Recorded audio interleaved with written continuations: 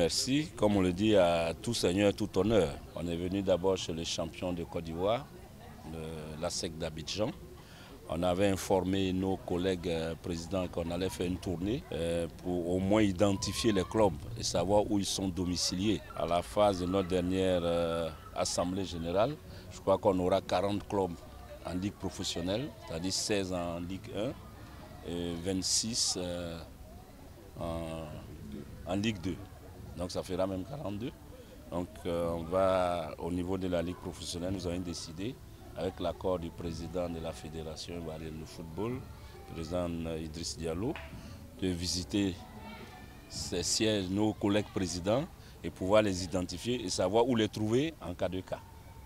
Et c'est ce que nous avons entamé ce matin par le siège de la SEC d'Abidjan, que nous avons trouvé formidable, puisque ça se trouve en même temps sur le lieu d'entraînement, qui est bâti sur 8 hectares. Et c'est quoi que c'est vrai que peut-être pour certains clubs, on fera peut-être moins d'heures, mais déjà, nous sommes satisfaits de ce que nous avons vu. Il faut que nous passions du statut amateur pour être professionnel, véritablement professionnel.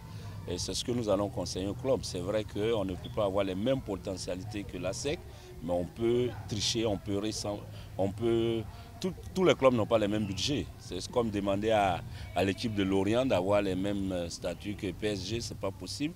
Et je crois que ce qui est important et à retenir, c'est l'organisation autour de l'équipe. Et c'est ce qui fera pour nous un bon championnat et permettra à nos athlètes de mieux se sentir. Après la SEC Mimosa, pour ne pas faire parallélisme des formes, nous oblige à aller à Gagnoa, puisque ce sont les deux équipes qui sont qualifiées pour la Coupe africaine, c'est le vice-champion.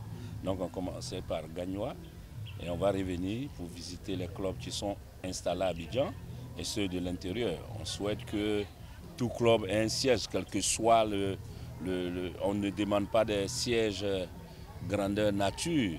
Même si c'est un studio, on ira visiter. Pour nous aujourd'hui, les cahiers de charges nous imposent certaines conditionnalités. Et nous allons distribuer ces cahiers de charges dès la semaine prochaine à ces différents clubs pour que chaque club puisse commencer à préparer le futur.